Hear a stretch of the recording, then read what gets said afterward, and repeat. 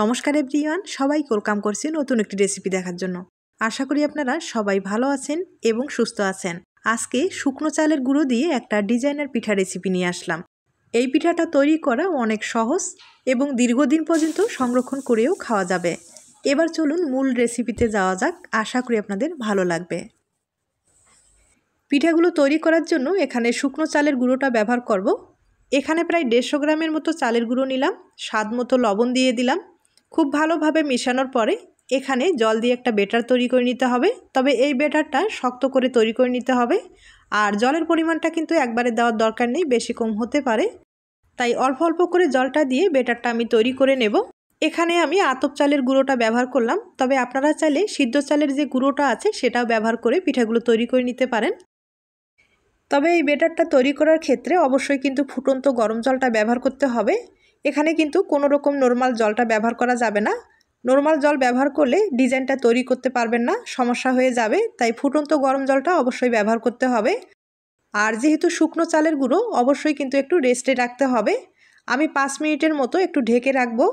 এরপরে 5 মিনিট পরে কিন্তু এই ব্যাটারটা ভালোভাবে ফেটিয়ে নেব। এভাবে যদি পিঠাগুলো তৈরি করা হয় তাহলে পিঠাগুলো ভাজার ক্ষেত্রে ফুলে কিন্তু ডবল হয়ে যাবে। আর পিঠাগুলো খেতেও কিন্তু ভীষণ নরম হবে। আপনারা এই টিপসগুলো যদি একটু ফলো করেন তাহলে পিঠার কোনো রকম সমস্যা হবে না।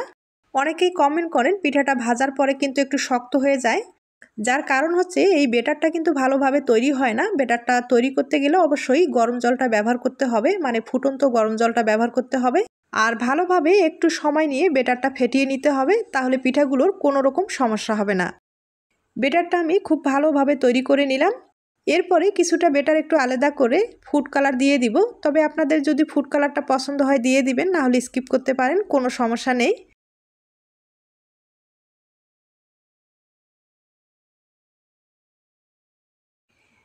এবার আমি প্লাস্টিকের ব্যাগে ব্যাটারগুলো ভরিয়ে নেব। আপনারা যে কোনো প্লাস্টিকের ব্যাগ কিন্তু ব্যবহার করতে পারেন।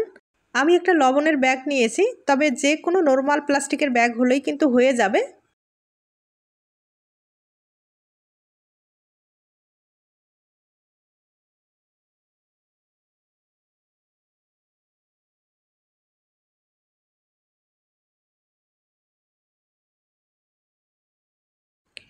ব্যাটারগুলো আমি রেডি করে নিলাম। এবার পিঠাগুলো তৈরি করে আপনাদের দেখিয়ে দিচ্ছি। আর পিঠাগুলো তৈরি করার ক্ষেত্রে এখানে কিন্তু আমি প্লাস্টিক ব্যবহার করব। আপনাদের যদি গাছের পাতা থাকে বা কলার পাতা থাকে তাহলে কিন্তু কলার পাতায় এই ডিজাইনগুলো তৈরি করে ভাপ দিয়ে দিতে পারেন। তবে আমার কিন্তু কোনোটারই ব্যবস্থা নেই, তাই প্লাস্টিকে তৈরি করে আপনাদের দেখিয়ে দিচ্ছি। আর দেখতেই পারছেন এতটাই সহজ এই পিঠার ডিজাইনটা। শুধু ঘুরিয়ে ঘুরিয়ে এভাবে কিন্তু তৈরি করে নিতে হবে।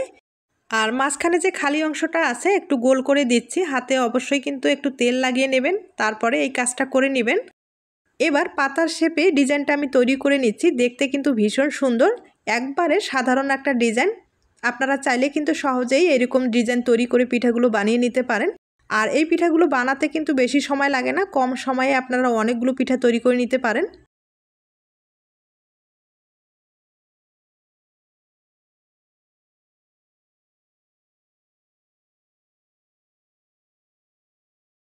দেখতে পাচ্ছেন আমি সহজেই পিঠাটা তৈরি করে নিলাম।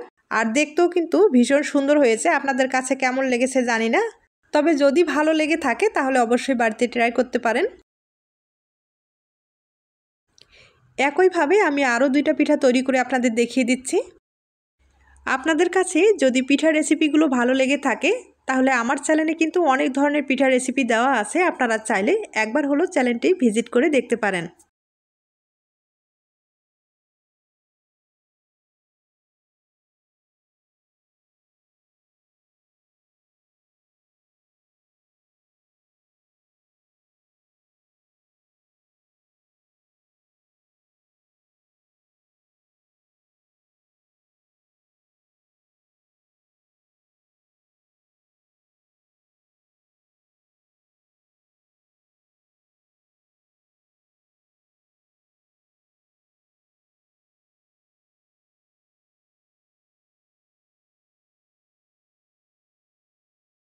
আমি আপনাদের 3টা পিঠা তৈরি করে দেখিয়ে দিলাম। আর দেখতে পাচ্ছেন পিঠাগুলো দেখতে কতটা সুন্দর হয়েছে। একইভাবে কয়েকটা পিঠা আমি তৈরি করে নিলাম। এখন পিঠাগুলোকে ভাপ দিয়ে দিতে হবে। তবে এই পিঠাগুলো এতটাই হালকা, ভাপ দিতে কিন্তু বেশি সময় লাগে না, 20 সেকেন্ডের মতো ভাপ দিলেই হয়ে যাবে। আর অবশ্যই একটা ঢাকনা ব্যবহার করতে হবে। এই পিঠাগুলো কিন্তু শুকাতেও বেশি সময় লাগে না, আপনাদের রোদ্রের ব্যবস্থা থাকলে 2 ঘন্টার মতো হলেই পিঠাগুলো শুকিয়ে যাবে। আর যদি রোদ্রের ব্যবস্থা না থাকে সেক্ষেত্রে কিন্তু আলো বাতাসের মধ্যে রাখলেও এই পিঠাগুলো সহজেই শুকিয়ে যাবে। দেখতে পাচ্ছেন পিঠাগুলো ভাপ দেওয়ার পরে দেখতে কতটা সুন্দর হয়েছে। একইভাবে আমি আরেকবার দেখিয়ে দিচ্ছি।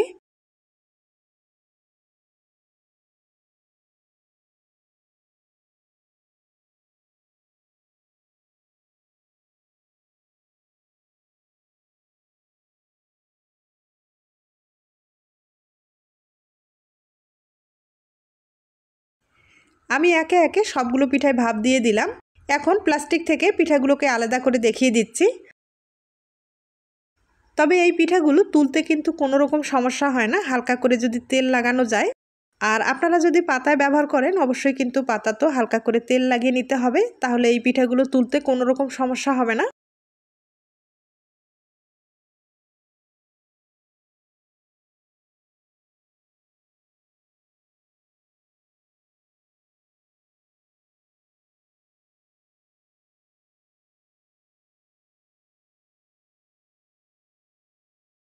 এই পিঠাগুলো আমি এখন রোদ্রে শুকিয়ে নেব, এরপরে আপনাদের দেখিয়ে দিচ্ছি। আর পিঠাগুলো আমি রোদ্রে শুকিয়েও নিয়েছি, দেখতেই পাচ্ছেন শুকানোর পরে কতটা সুন্দর হয়েছে। এভাবে আপনারা দীর্ঘদিন পর্যন্ত সংরক্ষণ করে খেতে পারবেন। এবার আমি কয়েকটা পিঠা আপনাদের তেলে ভেজে দেখিয়ে দেব। এই পিঠাগুলো হালকা আছে ভেজে নিতে হবে। আর এতটাই হালকা হয়তোবা দেখে বুঝতে পেরেছেন। তেলে দেবেন আর তুলে নেবেন। প্রত্যেকটা পিঠাই কিন্তু একবারে ফুলে ডবল হয়ে যাচ্ছে, হয়তোবা দেখে বুঝতে পেরেছেন। এই পিঠাগুলো ভেজে নেওয়ার পরে যদি আপনারা মিষ্টিটা পছন্দ করেন সেক্ষেত্রে চিনির শিরা অথবা গুড়ের শিরা তৈরি করে পিঠাগুলোর উপরে ছড়িয়ে দিলে পিঠাটা খেতে ভালো লাগবে, অথবা শুধু চিনিও কিন্তু ছড়িয়ে দিয়ে খেতে পারেন। আমি আপনাদের কয়েকটা পিঠা ভেজে দেখিয়ে দিলাম। আর দেখতেই পাচ্ছেন পিঠাটা ভাজানোর পরে কতটা সুন্দর হয়েছে। এখন আপনাদের ভেঙে দেখিয়ে দিচ্ছি।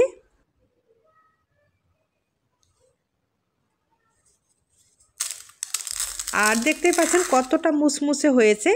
তাহলে আজ এ পর্যন্ত, নতুন কোনো রেসিপির সাথে আবার দেখা হবে। সবাই ভালো থাকবেন এবং সুস্থ থাকবেন।